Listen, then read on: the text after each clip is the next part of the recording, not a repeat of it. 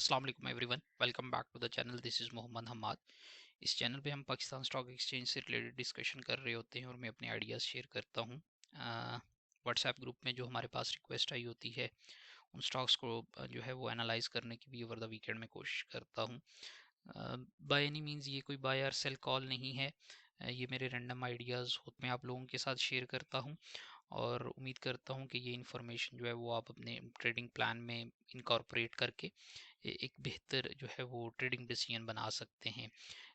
अभी मेरे पास जो रिक्वेस्ट अवेलेबल है वो मेनली इंजीनियरिंग सेक्टर से है। मुगल की है, उसके बाद आईएसएल है और एएसटीएल है। तो स्टार्ट करेंगे मुगल से। पहले कुछ नंबर्स को डिस्कस करेंगे, इसके वॉल्यूम और प्राइस के और परफॉर्मेंस के। उसके बाद चार्ट पे हम देखेंगे क्या सिचुएशन इवॉल्व हो सकती है। Mughal iron and steel industries limited ने जो लास्ट ट्रेडिंग सेशन था उसमें ₹6.14 का गेन रिपोर्ट किया प्राइस में। 6.34% का ये गेन बनता है और अगर इंडेक्स के साथ हम इसे परफॉर्म करें तो इसने तकरीबन 4.33% से जो है वो इंडेक्स को आउट परफॉर्म किया है। 3 दिनों की परफॉर्मेंस अगर देखें इंडेक्स के कंपैरेटिवली तो 1.26% की आउट परफॉर्मेंस बनती है और 5 दिन के अगर देखें तो 0.73% की आउट परफॉर्मेंस बनती है। 3% की इसमें जो है वो वॉलेटिलिटी है। और इम्पॉर्टेंट चीज़ ये है कि हम वॉल्यूम्स देखें इसके। इसके जो फ्राइडे को वॉल्यूम्स आए हैं वो 4.11 मिलियन हैं, जबकि इसके 50 डेज़ के जो एवरेज वॉल्यूम्स होते हैं वो 2.65 मिलियन हैं। दैट मीन्स के एक्सपोनेंशियल ग्रोथ आई है वॉल्यूम्स में और ये जो प्राइस का चेंज है this is basically backed by the volumes. Volumes बहुत ज़्यादा इंक्रीज हुए हैं। That shows increased interest in the stock by the traders और इन्वेस्टर्स। और अगर हम कैंडल स्टिक्स देखें तो थोड़ा सा चार्ट को पहले समझने की कोशिश करेंगे कि चीज़ें कहाँ से इवॉल्व होती हुई नज़र आई। अगर आप ये परफॉर्मेंस देखें 10 दिसंबर का जो इसने हाई लगाया था और यहाँ से इसने जो है फिर प्राइस ने बड़ा अच्छा एक मूव बनाया और उसके बाद हमने देखा कि करेक्शन आई। ये करीब रिट्रेसमेंट आपकी जो है ना वो 0.68 की रिट्रेसमेंट के करीब आके इसने दोबारा मूव बनाई। No, this candle stick is important. अगर आप ये 10 दिसंबर वाले कैंडल का हाई देखें और यहाँ पे लो देखें, ठीक है, तो इस ये कैंडल जो है बेसिकली इस हाई से ऊपर क्लोज हुई। दैट मीन्स के सेलिंग प्रेशर जो था वो इस लेवल पे आके एब्जॉर्ब हुआ 15 जनवरी को और फिर हमने देखा कि वॉल्यूम्स जो है ना वो अच्छे इंक्रीज हुए और प्राइस ने बड़ा अच्छा मूव बनाया। नाउ द सिचुएशन इज़ के हमारे पास जो है वो दो एक रेजिस्टेंस लेवल्स बनते हैं। एक तो 106.02 का और 109.97 का। इन दोनों को इट्स वेरी सिंपल बेसिकली। अगर आप ये लाइन देखें 106.02 वाली, तो यहाँ पे प्राइस ने जो है वो एक रेंज में ऑपरेट किया और अपनी रेंज को तोड़ने के बाद नीचे आई थी। नाउ इट्स वेरी सिंपल कि जब इससे ऊपर प्राइस जाएगी, जहाँ पे एक इनडिसाइसिवनेस थी 8 जनवरी तक, 26 दिसंबर से लेकर, तो then we'll see an increase buying interest. तो 106 से 110 का जो एरिया है वो इम्पॉर्टेंट होगा। अगर ये इसे ब्रेक करता है तो फिर हम देखेंगे कि 117.82 की रेजिस्टेंस बनेगी।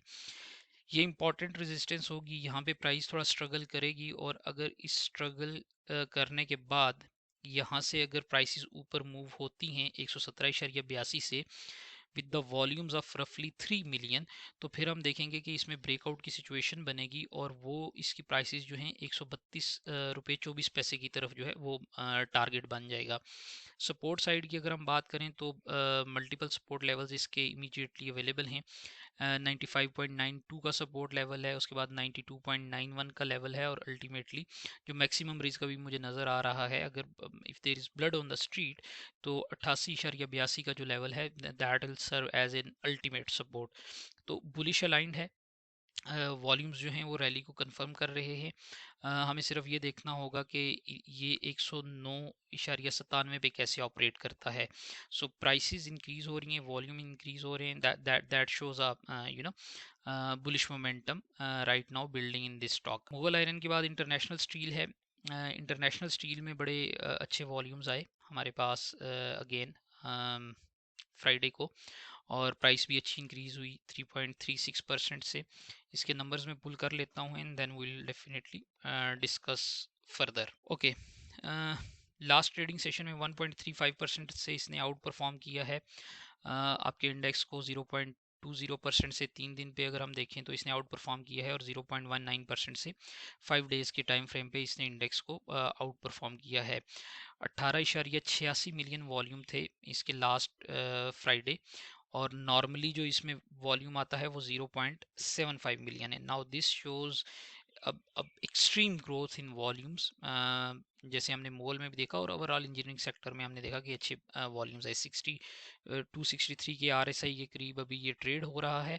और द सिचुएशन हेयर इज़ कि अगर आप ये लाइन देखें 112.43 की, 112.43 की, ये एक डिसाइसिव लाइन है। इससे ऊपर क्लोजिंग देने की सूरत में हम देखेंगे कि ये 116.29 को जो है उसकी रेजिस्टेंस पे जाएगा। ये रेजिस्टेंस क्रॉस करने के बाद जो है इसका टारगेट जो है वो 128.83 और उसके बाद 136.54 का बन सकता है। ये बुलिश अलाइंड है।